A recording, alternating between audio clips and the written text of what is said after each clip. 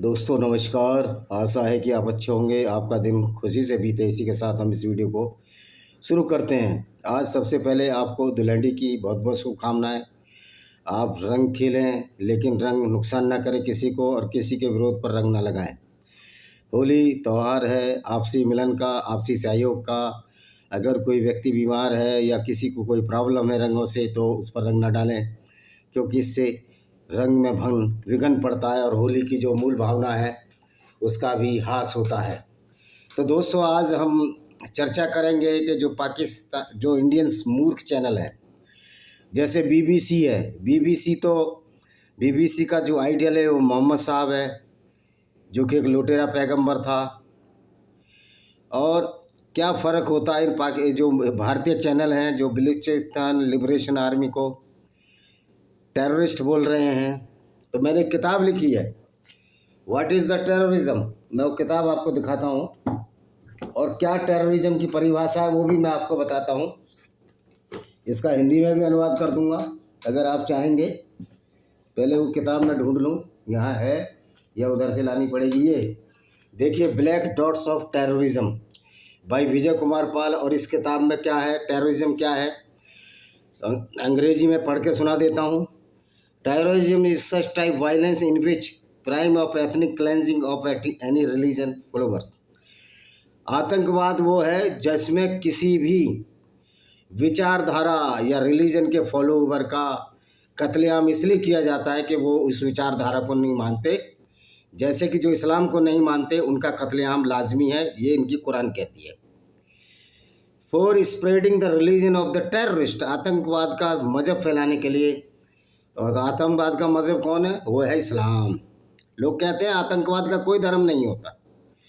भाई हमने तो कुरान पढ़ने से पाया है कि अगर कोई आतंकवाद का धर्म है, वैसे तो धर्म का मतलब होता तो धारण करने योग्य हो, तो इस्लाम तो धारण करने भी योग्य नहीं है।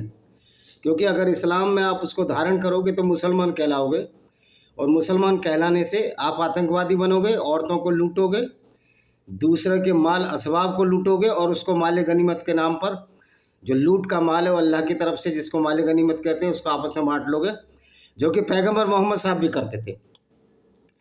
तो ये टेररिस्ट का धर्म है, ये वायलेंस फैलाता है। हिटलर ने भी बहुत सारे लोगों को मारा। अब मैं हिंदी में इसका अनुवाद कर देता हूँ। हिटलर ने बहुत सारे लोगों को मारा उनके रिलीजन बेस पर के यहूदी हैं, और हिटलर एक सिरफरा व्यक्ति था, लेकिन इतना सिरफरा भी नहीं जितना पैगंबर मोहम्मद था, सो कॉल्ड पैगंबर मोहम्मद था। कि हिटलर ने यहूदियों को सिर्फ इसलिए मार दिया कि जीसस, जो एक बाद में जिनके नाम पर क्रिश्चियनिटी चलाई, जीसस खुद क्रिश्चियन नहीं था, वो एक यहूदी था। उसने कभी नहीं कहा कि मैं क्रिश्चियन हूँ। तो क्राइस्ट के नाम पर जब वो सूली पर चढ़ गया तो क्रिश्चियनिटी चला दी। तो इसने सेल्फ मेड, हिटलर ने सोचा कि वो तो जीसस को कत्ल किया है, जीसस ईसाई था, ईसाई तो था नहीं, और उसने यहूदियों को मारा। लेकिन उसकी मूर्खता है। आज हिटलर का नाम लेना, जर्मनी में आप नाम नहीं ले सकते, नाजी पार्टी कोई नाम नहीं रख सकता, लेकिन इस मोहम्मद ने तो पूरी दुनिया के गैर मुसलमानों को कत्ल करने वाली विचारधारा दी, जिसको कि इस्लाम कहते हैं हम। फिर इसकी तनकीद क्यों ना हो, इसकी आलोचना क्यों ना हो।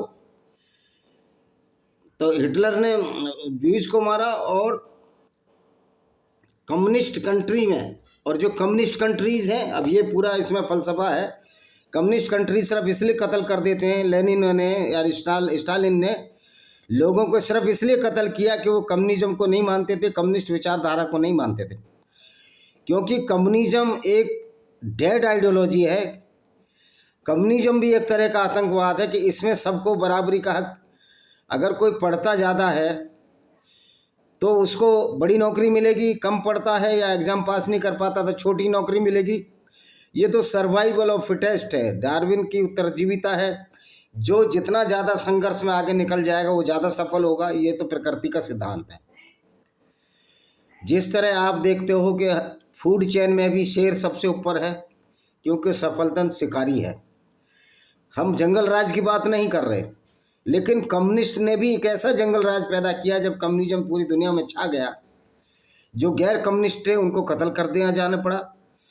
माओ त्से तुंग ने बहुत सारे लोगों को कत्ल किया। मैं ये कहता हूँ कि जब आप कम्युनिस्ट लाए, लोगों की, बड़े बड़े लोगों की, पूंजीपतियों की ज़मीन खरीदी, छीनी, वो एक अच्छा कार्य था, और उसको गरीबों में बांट देना भी अच्छा कार्य है।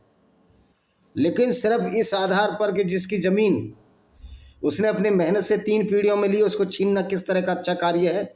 अगर ज़मीन अवैध तरीके से ली गई हो तो उसको तो सरकार एक्वायर करे कानून के तौर पर। तो कम्युनिज्म भी उन लोगों को मारती है जो कम्युनिस्ट विचारधारा के हामी नहीं है। जिस तरह से नक्सलाइट समझता है, ये सारे टेररिज्म है। इसी तरह जो इस्लाम है एक तरह का आतंकवाद है। Religious confrontational prime case of terrorism, ये आतंकवाद है, क्योंकि इस्लाम कहता है कि पूरी दुनिया में मुझे छोड़कर सारे के सारे गैर मुस्लिम नीच हैं, नजस हैं, पोटी जितने गंदे हैं, और उनको कत्ल कर दिया जाए। जहाँ शब्द कत्ल का आता है तो वहाँ आतंकवाद शुरू हो जाता है। अब हम बलूचिस्तान लिबरेशन आर्मी BLA जिसको कहते हैं, वो किस माइंड से भारतीय पत्रकार, मूर्ख पत्रकार बलूचिस्तान लिबरेशन आर्मी को एक टेररिस्ट ऑर्गेनाइजेशन बता रहे हैं। इनको समझ ही नहीं है। ये उस जिहादी विचारधारा का कभी विरोध नहीं करेंगे, हिंदू मुस्लिम भाईचारे की बात करेंगे, जिसमें ये रवीश कुमार, ध्रुव राठी जैसे लोग हैं, राम पुनियानी जैसे लोग हैं, और बहुत सारे लोग हैं, क्या नाम लो, पीयूष प्रसन्न वाजपेयी। इनका एक ही एजेंडा है कि बस BJP के पीछे लग जाओ, लेकिन ये जिहाद के खिलाफ कभी नहीं बोलेंगे। जो कश्मीर में जो लड़ाई चल रही है वो कश्मीरियत की लड़ाई नहीं है। अगर वो कश्मीरियत की लड़ाई होती तो पाक ऑक्युपाइड कश्मीर में भी वो लड़ाई चलती। चूँकि पाक ऑक्युपाइड कश्मीर जो इन्होंने इन्होंने ऑक्युपाइड किया है, वो Kashmir Islamic Republic of Pakistan में, इसलिए वहाँ नहीं मारेंगे ये लोग। इनको मारने हैं कश्मीर में आके वो हिंदू और वो मुसलमान, जो बेचारे सही मायने में मुसलमान ही नहीं हैं, अच्छे इंसान ज़रूर हैं, जो हिंदुओं की रक्षा कर रहे हैं, हिंदुओं की फ़ौज में हैं, या भारत की फ़ौज में कहिए। हिंदू तो सेकुलर स्टेट है हमारी, तो भारत की फ़ौज है, उनको मारते हैं ये लोग। तो जो कश्मीर का आतंकवाद है वो तो आतंकवाद है, टेररिज्म है। जैसे कि मैंने बताया कि terrorism is such type violence in which prime of ethnic cleansing of any religion followers by spreading the religion of terrorist by violence through. Violence के द्वारा जो फैलाया गया आइडियोलॉजी है उसको आतंकवाद कहते हैं, और इस्लाम आतंकवाद पर ही बना है। तो जो कश्मीर में आतंकवाद चल रहा है वो सही मायने में टेररिस्ट है। जो हमास ने जो इजराइलियों को मारा वो एक तरह का आतंकवाद था, क्योंकि आप पूरे इतिहास में जाइए कि पूरी जो ज़मीन है यहाँ यहूदी रहते थे। सऊदी अरब, मक्का के काबा में यहूदी और बहुदेववादियों का कब्जा था।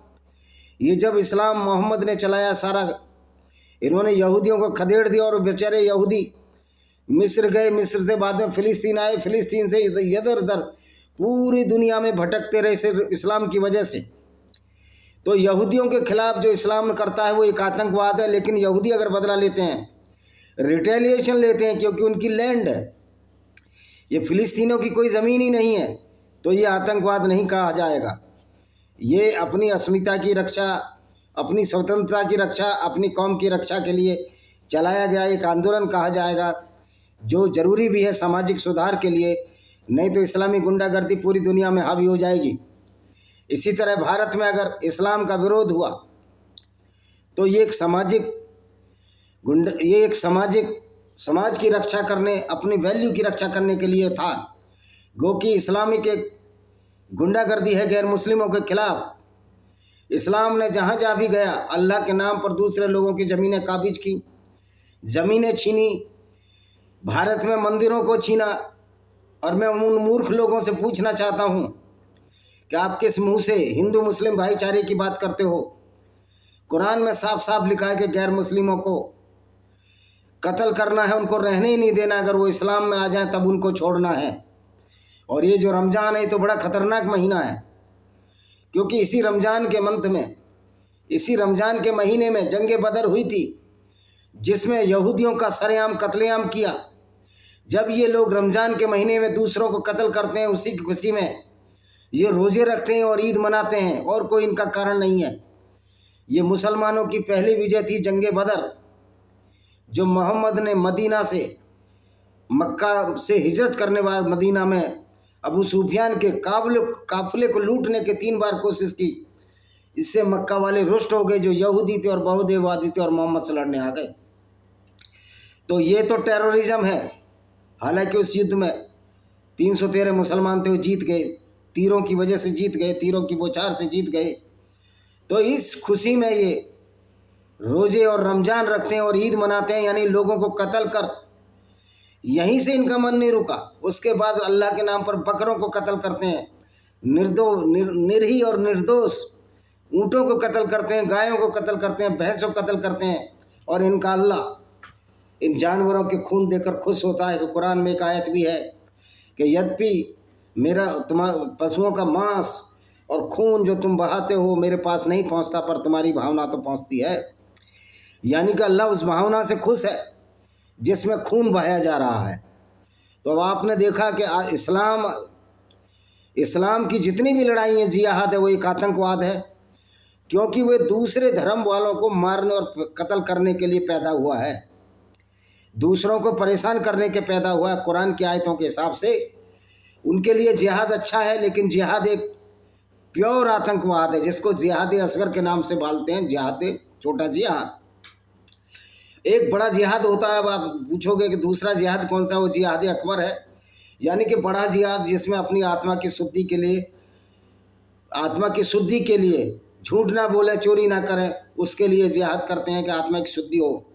मैं ये पूछना चाहता हूँ, जब इनका पैगंबर ही झूठ बोलता था, जब इसका मतलब पैगंबर ने खुद अपने आत्मा की शुद्धि नहीं की, पैगंबर ने अपने जिहाद अकबर नहीं किया, तो पैगंबर के बहुत सारे झूठ तो हैं। एक सबसे बड़ा झूठ है कि वो मेराज की यात्रा पर गया। मैं बलूचिस्तान आर्मी पर भी आऊँगा। मेराज की यात्रा पर गया एक गधे पर बैठकर, खोते पर बैठकर, जो खोते से थोड़ा बड़ा था, यानी गधे से थोड़ा बड़ा था और घोड़े से थोड़ा छोटा था। तो ऐसा तो कोई जानवर हुआ नहीं। इस तरह झूठ बोला। वास्तविकता ये थी कि वो अपनी चचेरी बहन उम्मा हनी, जिसको बचपन में प्यार करता था, उसके घर से आंखें मलते हुए निकला था और लोग इसको ढूंढने लग गए। और मज़े की बात है, मेराज की यात्रा में ऊपर से छत फाड़ दी, ऊपर से घोड़ा उतरा और जिब्रील फरिश्ता इसको ले भी गया और छत फिर सिल गई, और उसके साथ सोए हुए आदमी को पता ही नहीं लगा। एक्चुअल में चुपके से गया, उम्मा हनी घर पहुंचा जो शादीशुदा थी, और सुबह आंख मलते हुए वहाँ से लौटा। कि वैसे इसकी बहन लगती थी, अबू तालिब की लड़की थी। तो इनके यहाँ तो कोई रिश्ते नातों की कोई कदर ही नहीं होती। तो दूसरा झूठ इसने बोला कि मैंने चांद के 2 टुकड़े कर दिए। अब चांद के 2 टुकड़े कर दिए, लेकिन पूरी दुनिया में किसी ने नहीं देखा, सिर्फ मोहम्मद ने ही देखा। यानी मोहम्मद ही अकेला रात में जाग रहा था और पूरी दुनिया सोई हुई थी। भाई उत्तर प्रदेश भारत में भी जब चांद दिखता है तभी चांद अरब में भी दिखता है, क्योंकि दिन और रात भारत का और सऊदी अरब का तो घंटों में ज़्यादा अंतर ही नहीं है। मुश्किल से कितना अंतर होगा, 1-1.5 घंटे का अंतर होगा। तो क्या भारत में चांद के टुकड़े किसी को नहीं दिखे? तो इस तरह ही लोगों को बेवकूफ़ बनाया था, झूठा पैगंबर था। तो फिर जब तुम्हारा पैगंबर ही झूठा है तो झूठ के खिलाफ क्या लड़ते हो? फिर कह रहे चोरी करने के खिलाफ हम लड़ते हैं। लेकिन चोरी करने के खिलाफ लड़ते तो अच्छी बात है, लेकिन डाके डालने के खिलाफ आप क्यों नहीं लड़ते? क्योंकि मोहम्मद तो काफिरों को लूटता था, लूट के खिलाफ आपके लिए कोई आत्मा की शुद्धि नहीं है। तो ये तुम्हारा जो जिहाद है ये बकवास है, लोगों को बेवकूफ़ बनाना है। जिहाद अकबर मतलब चोरी को, डकैती को आप चोरी से अच्छा समझते हो। यानी चोरी कोई मजबूरी में कर ले तो उसके तो हाथ काटोगे, लेकिन जो दूसरों को लूट रहा था पैगंबर, दूसरों की औरतों के साथ बलात्कार किए जा रहे थे, वो अपराध नहीं है इस्लाम में। तो ये सब नौटंकी है इस्लाम की। जिहाद अकबर असली जिहाद इनका जिहाद असगर है, जिसमें मुसलमान गैर मुस्लिमों को कत्ल करते हैं इस्लाम के नाम पर कि पूरी दुनिया में इस्लाम फैलाना है। तो भारत के मूर्ख पत्रकारों को कहना चाहता हूँ कि जो खाली बीजेपी को दोष देते हैं कि बीजेपी हिंदू मुस्लिम करती है, मैं कहता हूँ अगर हिंदू ये कहता है कि हिंदू मुस्लिम अलग कौम है, तो ये तो कुरान की बात है। कुरान ही तो कहती है कि गैर मुस्लिम अलग हैं और मुस्लिम अलग हैं। तो हिंदू तो तुम्हारी कुरान को मान रहा है, हिंदू तो तुम्हारे कुरान का रेस्पेक्ट कर रहा है। अगर हिंदू ये बताता है कि पैगंबर काफिले लूटते थे तो ये सच्चाई बता रहा है, और इस्लाम में तो सच्चाई बोलनी है। आप तो कहते हो कि सच बोलना है हमें, तो पैगंबर को लुटेरा कहना, पैगंबर को औरतों को लूट कर बाजारों में बेचने वाला कहना कौन सा गलत बात है भाई? ये मूर्ख पत्रकार राम पुनियानी जैसे मूर्ख लोग ये समझते नहीं इस बात को। इस्लाम की दिफा, तुम्हारी 7 पीढ़ियां लग जाएंगी इस्लाम की। इस्लाम को आप डिफेंड नहीं कर पाओगे, इस्लाम की गुंडागर्दी को डिफेंड नहीं कर पाओगे। तो मैं बलूचिस्तान के लोगों से भी कहना चाहता हूँ, तुम एक मुस्लिम हो, बलूचिस्तान लिबरेशन आर्मी है आपको हम किस बिना पर सपोर्ट करें जो गैर मुस्लिम है? क्योंकि आपका इस्लाम तो ये कहता है कि गैर मुस्लिमों से दोस्ती नहीं रखनी। तो पहले बलूचिस्तान लिबरेशन आर्मी को अपना रिलीजन तय करना होगा। अगर वो सच्चे मुसलमान हैं तो फिर तो वो हमसे नफरत करेंगे हिंदुओं से। हम तो उनको मानवीय तौर पर, क्योंकि सनातन वैदिक धर्म किसी से नफरत करना नहीं सिखाता, हम तो बलूचिस्तान लिबरेशन आर्मी वालों से कहते हैं कि आपका जो लड़ाई है ये कोई आतंकवाद नहीं है, ये आपकी स्वतंत्रता की लड़ाई है। ये उस आर्मी की गुंडागर्दी जो इस्लाम के नाम पर जो सपोले पाकिस्तान में पल रहे हैं, हाँ जी, जो इस्लाम के नाम की तायद करता है, इस्लाम पर चलता है, वो खतरनाक, वो सपोला है जो आपके बगल में बैठा हुआ आप ही को डस लेगा। क्योंकि मोहम्मद ने भी इस तरह काब बिन असराफ को मरवाया था। मोहम्मद ने अपने चेलों को भेजा काब बिन असराफ को मरवाने के लिए, जो कि एक यहूदी कवि था और मोहम्मद के खिलाफ बातें लिखता था और बहुत सारे दान देता था और मोहम्मद के पाखंड और लुटेरेपन का विरोध करता था। तो मोहम्मद ने कहा इसको कौन मारेगा? तो 2 आदमी 3-4 आदमी गए थे। एक उमेर था कि हम मारेंगे, लेकिन हमको वहाँ झूठ बोलना पड़ेगा कि हमारी मोहम्मद से लड़ाई हो गई है। मोहम्मद ने कहा हाँ आप झूठ बोल दीजिए, और वो गए, उन्होंने कहा हमारी मोहम्मद से लड़ाई होगी, हम मोहम्मद के खिलाफ आपके साथ मिलना चाहते हैं। वो मिले। काब बिन असराफ बहुत अच्छा आदमी था, उसके बालों में खूबसूरत तेल था, ये उसका सिर सूंघने लगे। फिर दोबारा इन्होंने मांगी कि हम सिर सूंघें, आपकी खुशबू आ रही है, कोई भी अच्छा तेल होगा सूंघ लीजिए। वो लंबे लंबे बाल रखता था, उसके बाल पकड़े, उसका सिर धड़ से अलग कर दिया। तो ये तो इस्लाम है। यही औरंगजेब ने भी किया था, ये अलाउद्दीन खिलजी ने भी किया था। और जो कहते हैं औरंगजेब ने मंदिरों को दान दिया, उन मूर्खों से पूछना चाहता हूँ मैं, ऐसा कौन सा आपके पास कोई वो है, लिखित में कोई लेटर है? जफरनामा है, जो भी चीज़ है उस बहादुर, जफरनामा तो बहुत बाद में बहादुर शाह ने लिखा, क्या कोई ऐसा उल्लेख है कि मंदिरों को दान दिया? ऐसा कोई उल्लेख नहीं है। अगर उसने, औरंगजेब ने मंदिरों को दान दिया और मंदिर तोड़े भी, तो उससे बड़ा पागल बादशाह ही कोई नहीं हुआ। इसलिए मैं कहता हूँ औरंगजेब अगर मंदिरों को दान दे रहा था और मंदिर तोड़ भी रहा था, तो क्या औरंगजेब एक पागल था? वो कतई पागल नहीं था, वो धर्मांध था। और जो कोई एक ब्रिटिश इतिहासकार है, अमेरिकन इतिहासकार कहते हैं कि औरंगजेब ने हिंदुओं के खिलाफ कोई युद्ध नहीं किया, तो फिर हिंदुओं के मंदिरों को क्यों तोड़ता था? और हिंदुओं पर लानत है, जो हिंदू होते हुए भी इस्लामिक विचारधारा का साथ दे रहे थे। जयपुर का घराना और बहुत सारे घराने लगे हुए थे, डर की वजह से, लालच की वजह से। ये लोग भी उतने ही बड़े गद्दार हैं हिंदुस्तान के और हिंदू समाज के। वो कोई भी जाति के रहे हों, कोई भी धर्म के, कोई भी धर्म तो एक ही था, सनातन वैदिक, कोई भी जाति के रहे हों, गद्दार हों, कायर हैं, डरपोक हैं। और ऐसे लोगों के, जिनके ऐसे पूर्वज हों, वो अपने पूर्वजों पर कभी भी अभिमान नहीं कर सकते। स्वाभिमान की तो बात ही दूर है, ऐसे लोगों में क्या स्वाभिमान होगा? ऐसी तो पीढ़ियां दर पीढ़ी जिनके पुरखों ने स्वाभिमान खोया, वो स्वाभिमान की बात करें तो ये हंसी की बात होगी। औरंगजेब को अच्छे बताने वालों को सोचना चाहिए। गोकुल जाट के परिवार को तिल तिल करके मारा गया, उसको टुकड़ों टुकड़ों कर मारा गया। तो औरंगजेब को अच्छा बताने वाले ये समाजवादी के पार्टी के लीडर, क्या ये अपमान नहीं है? जाटों का अपमान नहीं है? हर जाति का अपमान है जो औरंगजेब की तारीफ करता है। औरंगजेब की तो कब्र को ढा देना चाहिए, उस पर टॉयलेट शौचालय बना देना चाहिए। बाबर तो काबुल में मरा था। अब इनके अफगानिस्तानियों के भी जो बाबाई कौम है, वो सारे लुटेरे बदमाश हैं, लुच्चे हैं, लफंगे हैं। जिस तरह मोहम्मद गौरी, मोहम्मद गजनवी, ये लंपट वैश्यावर्ती, वैश्यागमन वाले नीच और छिछोरे लोग हैं, क्योंकि ये आइडियोलॉजी इनको इस्लाम से मिलती है। यही काम इनके पैगंबर ने भी किए थे। कहते हैं तो सर तन से जुदा, भाई तुम्हारे सर तन से जुदा है तो क्या हमारे हाथ पैर नहीं है? हमने चूड़ियाँ पहनी हुई हैं। काफिर तो तुमसे इतने ज़्यादा हैं कि 2 मिनट लगेंगी, 4 काफिर और 1 मुसलमान बैठेगा। लेकिन ये जो बातें हैं सारे मुसलमान नहीं करते। जो इस्लाम पर पूरी तरह चलता है वो सचमुच आतंकवादी है, इसमें कोई शक और शुबा नहीं। तो बलूचिस्तान लिबरेशन आर्मी कोई आतंकवादी संगठन नहीं है। वो तो अपने धर्म मुसलमानों से ही लड़ रहा है, खासतौर पर पंजाबी सेना से लड़ रहा है। उन्होंने तो किसी पंजाबी बच्चे और महिलाओं को सबको छोड़ दिया।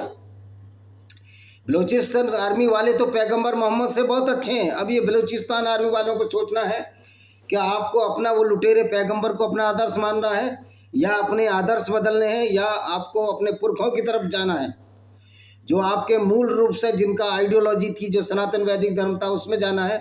ये आपको सोचना है। आप ना भी जाओ, अगर नास्तिक भी बनते हो तो मुसलमान रहने से तो बेहतर हो, इसमें कोई शक और शुबा की गुंजाइश नहीं।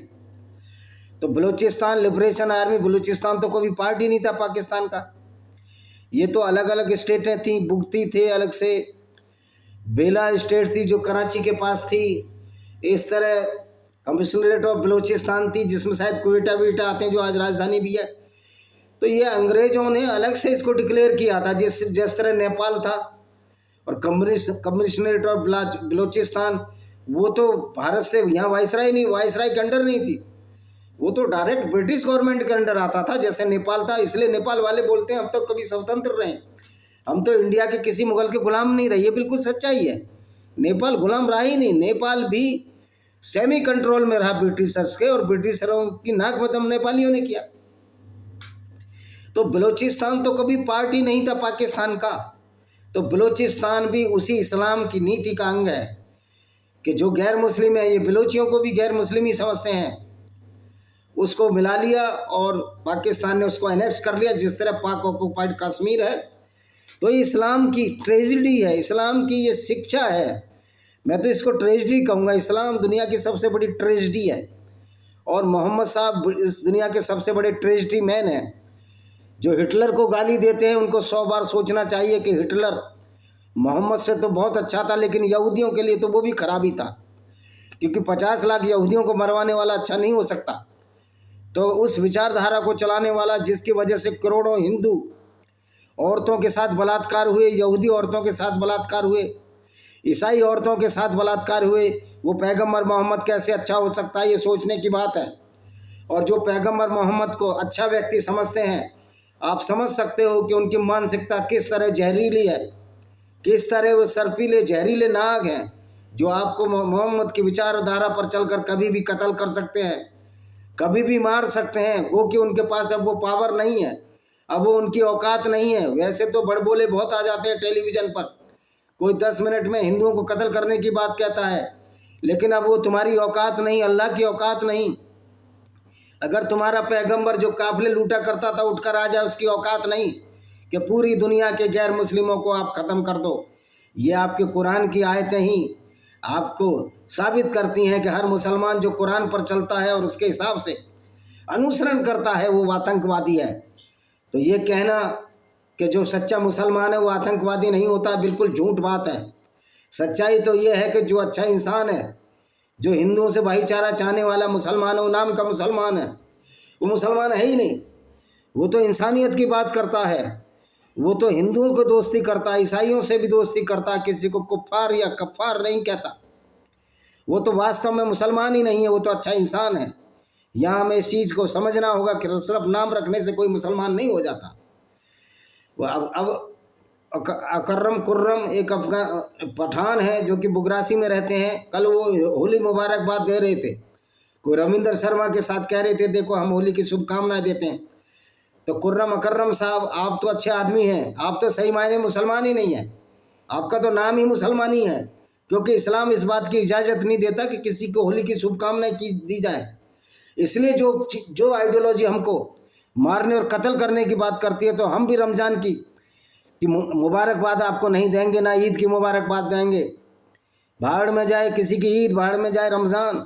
अगर तुम्हारी किताब हमको कत्ल करने की बात कहती है तो तुम हमारे दुश्मन नंबर 1 हो, क्योंकि आपकी किताब ही कहती है कि गैर मुस्लिम तुम्हारे नंबर 1 है, दुश्मन है। तो बलूचिस्तान आर्मी को भी ये सोचना पड़ेगा। मॉरल सपोर्ट मिल रहा है आपका हिंदुस्तान से, एक अलग बात है, लेकिन क्या वास्तव में तुम भी बलूचिस्तान बनाकर उसी इस्लामिक आइडियोलॉजी को फॉलो करोगे जो कि इस्लाम में लिखा है, गैर मुस्लिमों को कत्ल करना, गो कि हिंदुओं की रक्षा बलूचिस्तान लिबरेशन आर्मी कर रही है।